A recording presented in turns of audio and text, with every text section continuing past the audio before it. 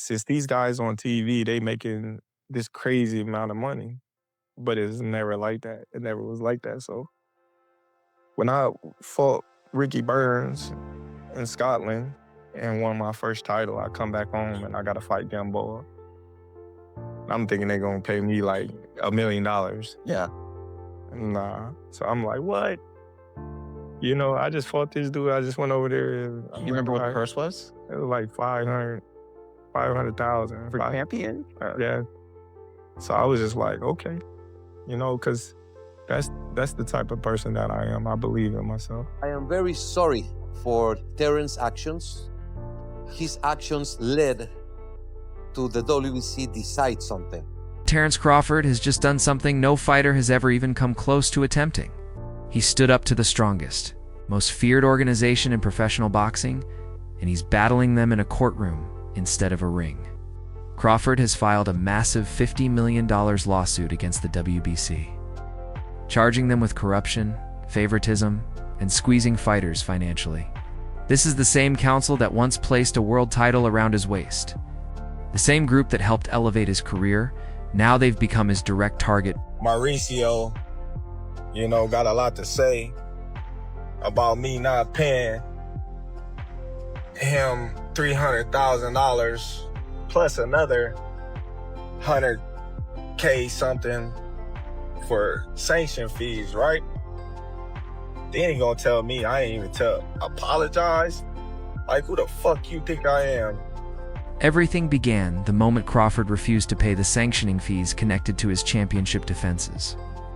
What should have been a minor disagreement over paperwork and percentages has now turned into a full-blown legal explosion, shaking the entire sport. And the whole boxing universe is glued to this chaos. Errol Spence has spoken out. Dana White has jumped in. Even Oscar de la Hoya is furious. Everyone has chosen a side. But before diving into the lawsuit and the storm it has created, we need to rewind to the moment that flipped the entire boxing world upside down. He never paid the sanction fees for that fight. His next fight was Canelo Alvarez. He fought for the WBC title as well as the other three organizations, and he won the WBC title and the undisputed. He became undisputed, and he did not pay the sanction fees for the fight. December 3rd, Bangkok, Thailand. During the WBC convention, something shocking takes place. The council officially strips Terence Bud Crawford of his world super middleweight title. Their explanation? He allegedly failed to pay sanctioning fees for two of his biggest fights, his mega showdown with Canelo Alvarez and his bout with Israel Madrimov. For the WBC, this was procedure. For Crawford, it felt like betrayal.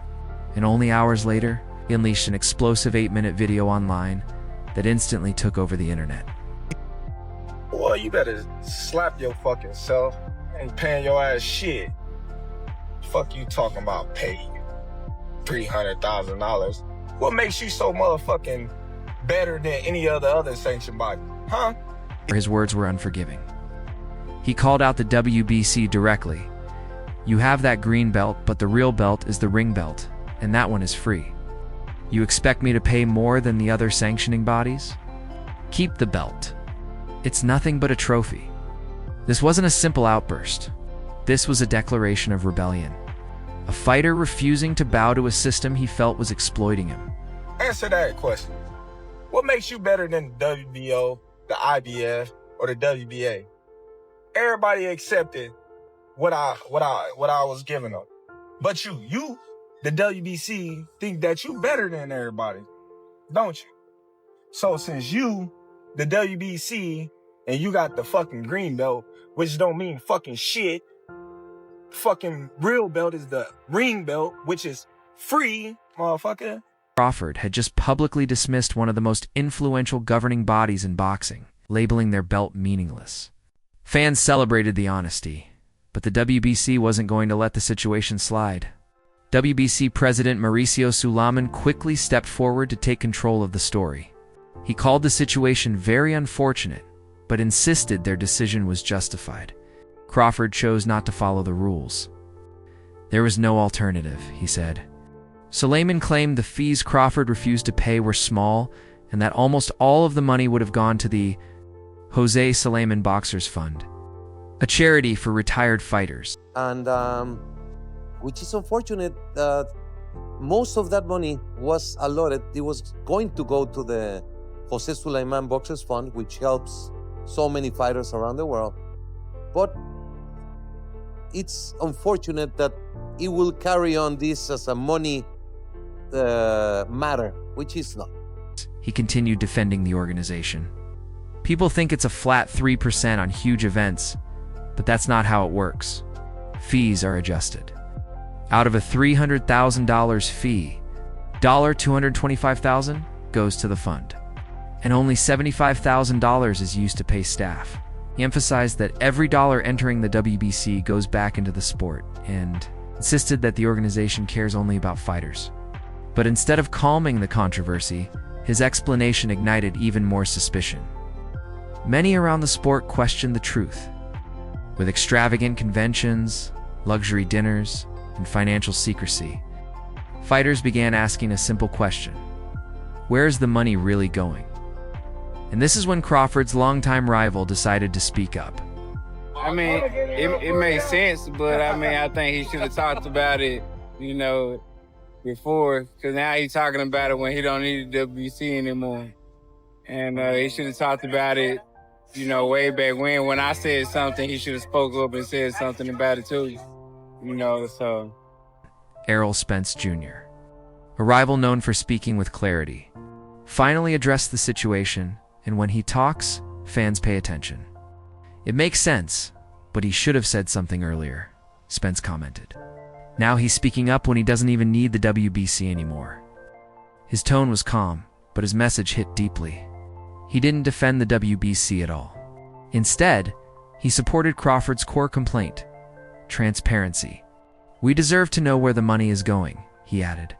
All we see is big dinners, big conventions, and award shows, but we never see the accounting. No one knows where the money ends up. Even a rival could see the cracks in the system widening. We definitely see, there need to be some account of where's the money going, because, we don't know. Is it going to, because all we see is like them having, big dinners at fights and big dinners fights and, they have big, what's the things they be throwing? Big annual, conventions and things like that. So, it should be accounting of where the money going, like Canelo's huge purse, and then you get 3% of that or whatever y'all agree on. Crawford wasn't fighting only for himself anymore. He was exposing a much deeper issue within the sport. And while Spence tried to stay neutral, the next reaction came from someone who never speaks in half measures, Dana White. Whenever the UFC president comments on boxing, the entire sport is forced to listen, even if they hate every word that comes out of his mouth. Listen, if you look at how this thing's playing out, and first of all, let me say this. I love that all these guys, all these boxing guys, love the Ali Act the way it is now. I want to see how many of them actually stay there and do that version of the Ali Act instead of the add-on that we're going to do.